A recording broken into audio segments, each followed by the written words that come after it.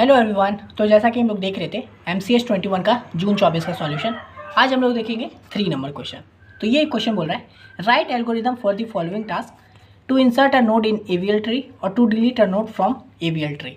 ये क्वेश्चन भी प्रीवियस में आ चुका है और इसका आंसर जो मैं यहाँ पे बताऊँ same to same previous year में भी बताया हूँ।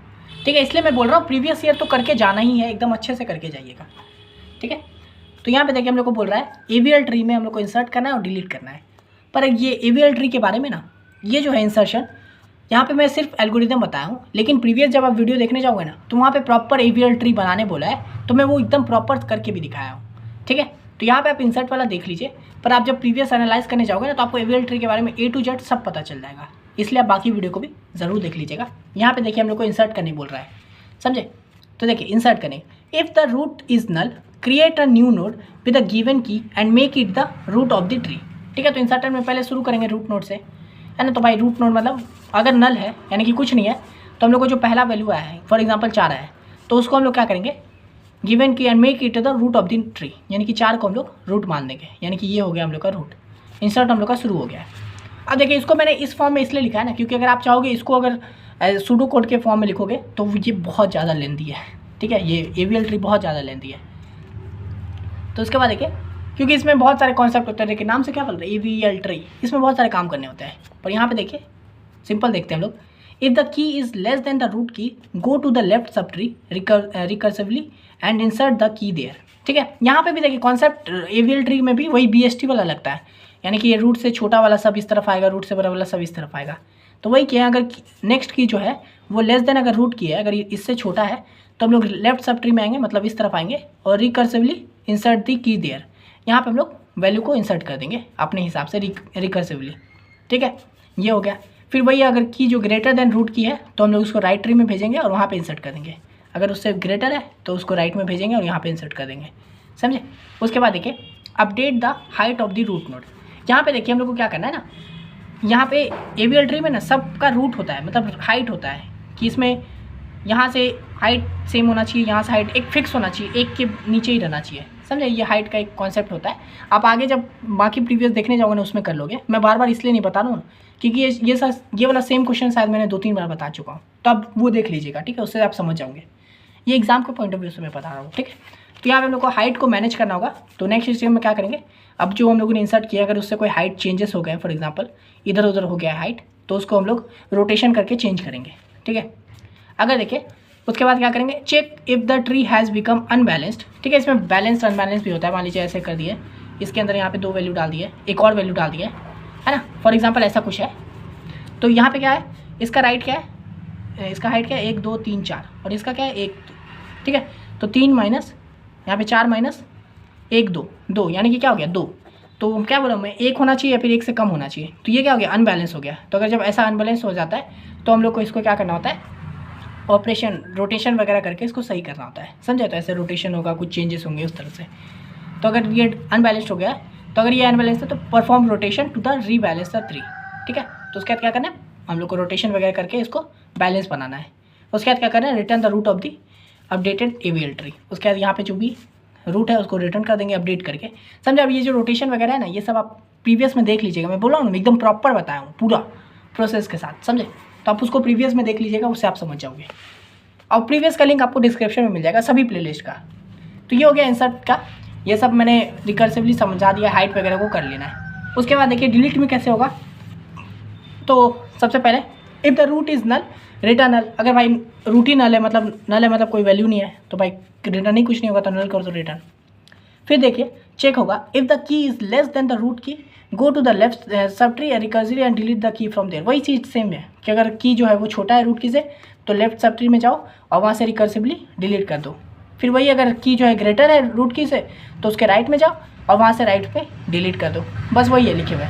फिर यहाँ पे देखिए अगर हम लोग को if the key is found at the root, यानी कि हम लोग को मान लीजिए जो डिलीट करना है वो रूट पे है, तब रूट पे, तो अगर इसी को मान लीजिए डिलीट कर देंगे तो ये पूरा ट्री ही टूट जाएगा, है ना, तब तो पूरा कनेक्शन ही हट गया ना, तो ये तो गलत हो जाएगा।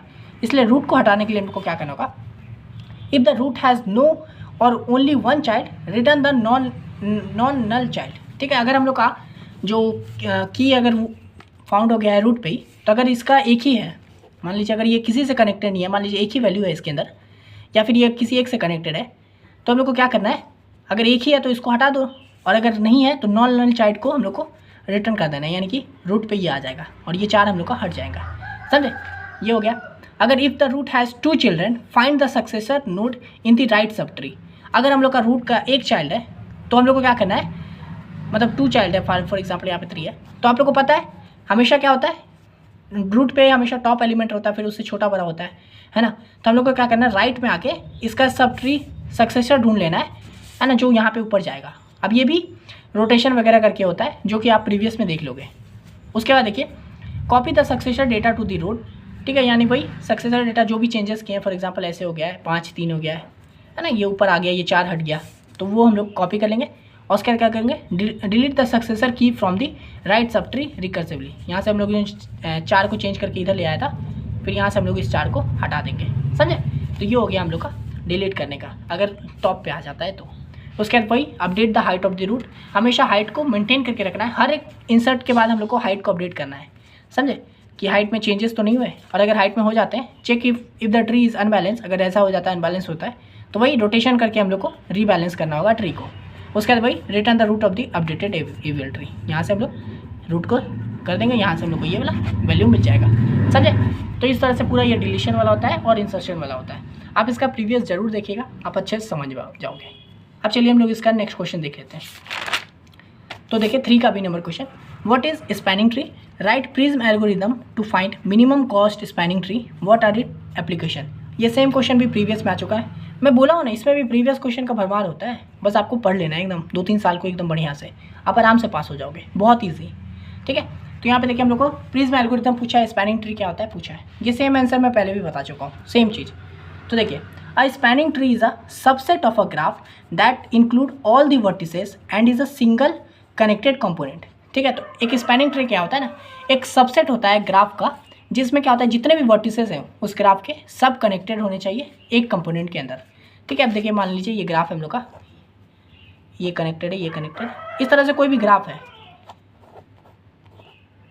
ये ग्राफ है मेरा, ठीक है, कुछ भी ग्राफ है, यहाँ पे वैल्यू है 1 2 3 4 5 6, ठीक है, तो ये हम लोग का ग्राफ है। तो इसमें क्या होना चाहिए कि जितने भी, यहाँ पे एक और कर देते हैं, जितने भी ग्राफ है, मतलब जितने भी वर्टिसेस है, वर्टिसेस में तो क्या ये वैल्यू 1 2 नोड बोलिए, वर्टिसेस बोलिए, तो यहाँ पे वर्टिसेस है, सब कनेक्टेड होने चाहिए एक कंपोनेंट के अंदर, मतलब देखिए सब एक साथ कनेक्टेड है, ये नहीं कि ऐसा कोई वैल्यू है, ये पूरा ये ग्राफ का काउंट होता है, लेकिन यहाँ पे ऐसा है।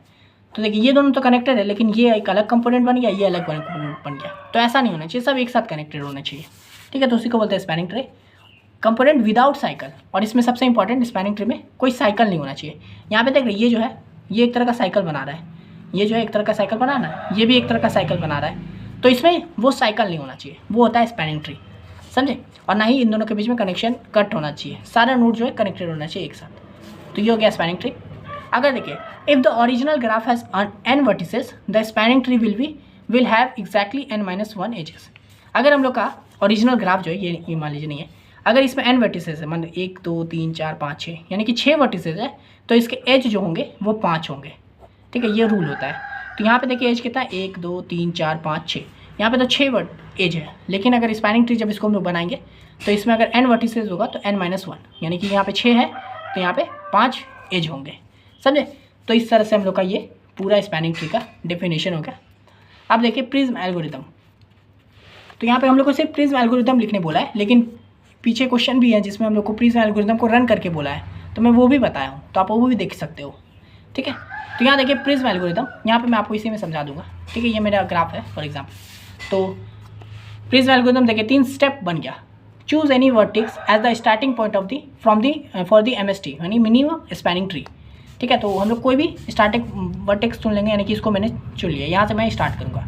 ठीक है, वर्टेक्स मतलब ये 1 2 3 4, तो 1 को मैंने स्टार्ट कर लिया। फिर देखिए find the edge with the smallest weight that connects the current MST to a new vertex and add it to the tree.